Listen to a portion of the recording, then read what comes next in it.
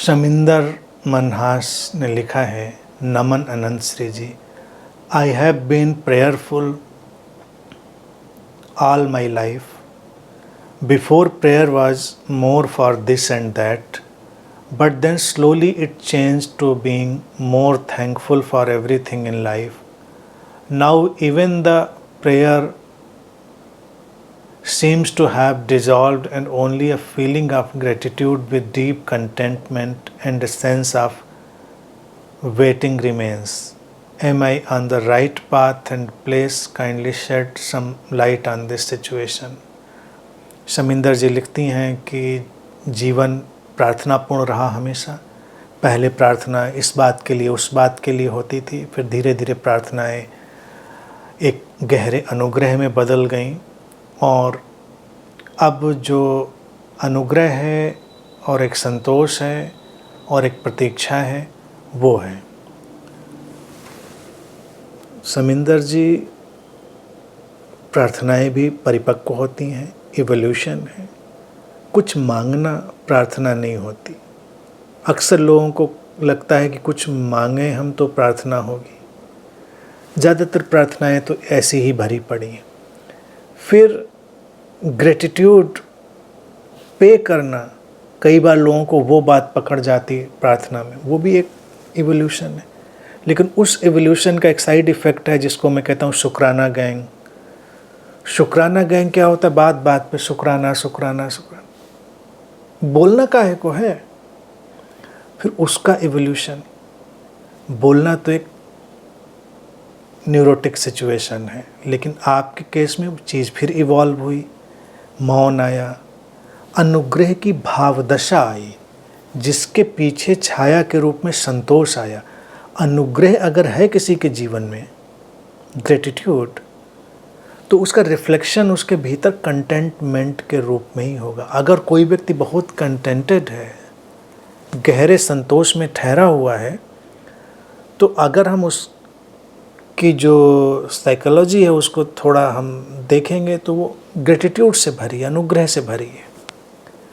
तभी संतोष हो सकता है। अगर अनुग्रह नहीं है जीवन में तो संतोष हो ही नहीं सकता। एक अनुग्रहित व्यक्ति ही संतोष के जीवन में होता है। और प्रतीक्षा, प्रतीक्षा हमारा जीवन का मूल्यवान गुणधर्म है। अस्तित्व ने हमारे अंदर उसको पूरी तरह रचाया बसाया है। हमारा शरीर मन प्रतीक्षा को जानता है, लेकिन जो कल्चरल कंडीशनिंग होती है वो प्रतीक्षा को नष्ट करने की कोशिश करती है। और जैसे जैसे ये जो वेटिंग एलिमेंट होता है, प्रतीक्षा का जो है वो व्यक्ति का ख़त्म किया जाता है, वो धीरे धीरे अलग अलग तरह के तनाव और उद्विग्नता से भरता जाता है। उसको तो जल्दी जल्दी चाहिए, संसार में हर चीज़ जल्दी चाहिए, उसको धन जल्दी चाहिए, प्यार जल्दी चाहिए, विकास जल्दी चाहिए।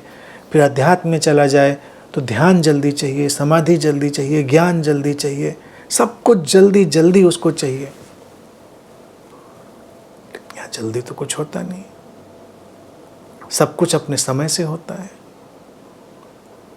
सूरज अपने समय से उगता है, अपने समय से अस्त होता है, अपने ढंग से दिन होती है, अपने ढंग से रात होती है। हम इतने से इतने बड़े हो चुके हैं, हमारा शरीर मन कितनी प्रतीक्षा को जानता है। हमने कोई लक्ष्य नहीं बनाया था कि एक दिन हम इतने बड़े हो जाएंगे। बच्चे भी कभी कभी बोलते हैं तो पेरेंट्स उनके मुंह में डालते हैं बड़े होने के बाद। बच्चों को बड़े होने से कोई मतलब नहीं, वो जैसे हैं अपने में खुश हैं, वो कंप्लीट हैं, टोटल हैं। हमारा विकास, हमारी परिपक्वता, उसमें एक इंट्रिंसिक नेचर ऑफ वेटिंग है। प्रतीक्षा से ही जीवन में सबसे सुंदरतम चीज़ें आती हैं। प्रतीक्षा ना करें तो आप एक अच्छी चाय भी नहीं बना सकते। जाइए, पानी रखिए, खौलाइए, पत्ती डालिए, छान दीजिए, खराब। उसके लिए भी एक निश्चित समय चाहिए होता है। अच्छी चाय बनाने के लिए भी एक निश्चित समय चाहिए होता है, उतनी प्रतीक्षा करनी पड़ती है। देख लें, हम उसका रंग देखें, उसका एरोमा देखें, सब देख लें, इतनी कुशलता होनी चाहिए। तो जब कोई व्यक्ति वास्तविक प्रार्थना में होता है तो निश्चित ही वो संतोष और प्रतीक्षा के गुणों से भर जाता है। अब वो शब्दों में कोई ग्रेटिट्यूड नहीं देता। शब्दों में हम क्या ग्रेटिट्यूड दें? शब्दों में देना तो बड़ा शैलो है, उथला है ग्रेटिट्यूड। हमारे अंदर उसका रोम रोम में बसा हुआ है ग्रेटिट्यूड। हम जानते हैं ये अस्तित्व की इस विराट लीला में हमारा होना कितना अमूल्य है।